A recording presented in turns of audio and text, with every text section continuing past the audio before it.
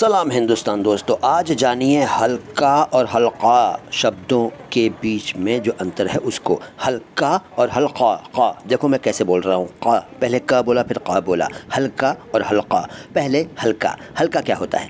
हल्का के कई अर्थ हैं, लेकिन सबसे ज़्यादा स्वीकृत इसका अर्थ है वज़न में कम या वज़न में कम, जो भार में कम हो, जो लाइट वेट हो, उसे कहते हैं हल्का।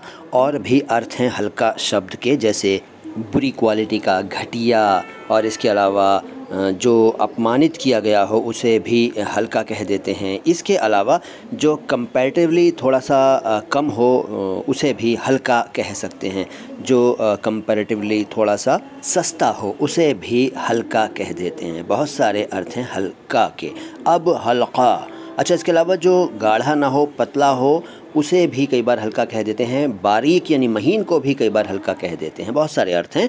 अब हल्का, हल्का देखो क के नीचे बिंदु लगा लो हिंदी में, और उर्दू में काफ़, काफ़ छोटा काफ़ बड़ा काफ़ कुछ नहीं होता, काफ़ काफ़ होता है, काफ़ काफ़ होता है, और इसमें है काफ़। तो हल्का का मतलब क्या है जान लो। हल्का शब्द के भी बहुत सारे अर्थ हैं, लेकिन सबसे ज़्यादा स्वीकृत इसका अर्थ है इलाका और दायरा, गोला।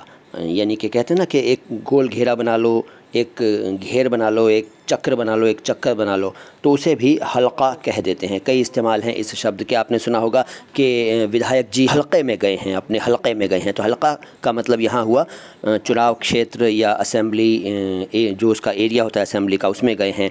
इसके अलावा और भी हल्के के इस्तेमाल हैं, जैसे कई बार जो आँखों के नीचे डार्क सर्कल हो जाते हैं ना, उन्हें भी हल्का कह देते हैं कि हल्के पड़ गए हैं उसकी आँखों के नीचे या आँखों के पास, हल्का। इसके अलावा फंदे को भी हल्का कह देते हैं। लोहे की कड़ी को, लकड़ी के जो कई बार वो होते हैं ना कड़ी, गोल कुंडा टाइप का, उसको भी हल्का कह देते हैं। बहुत सारे अर्थ हैं हल्का के। आपने कई बार ये भी देखा होगा कि मुस्लिम लोग जो होते हैं वो मस्जिद में या कहीं और गोल दायरा बनाकर बैठ जाते हैं और अल्लाहू या कोई और जो अल्फाज हैं वो अदा करते हैं। एक ग्रुप में बैठकर सामूहिक रूप से एक ख़ास अंदाज में जो करते हैं, जो प्रोसेस करते हैं, उसको भी हल्का कहते हैं कि हल्का हो रहा है वहाँ पर। और भी कई सारे अर्थ हैं हल्का शब्द के। तो आज अंतर आपने जान लिया हल्का और हल्का का।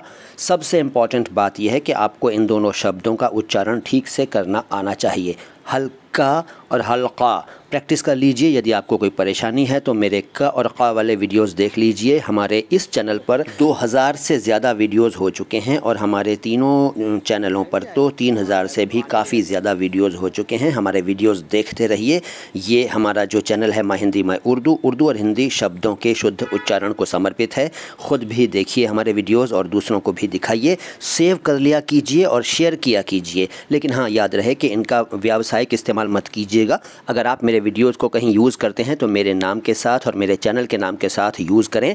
और अगर फाइनेंशियली फ़ायदा उठाना चाहते हैं मेरे वीडियोज़ से तो मुझसे रिटन परमिशन ले लें। ठीक है, शुक्रिया।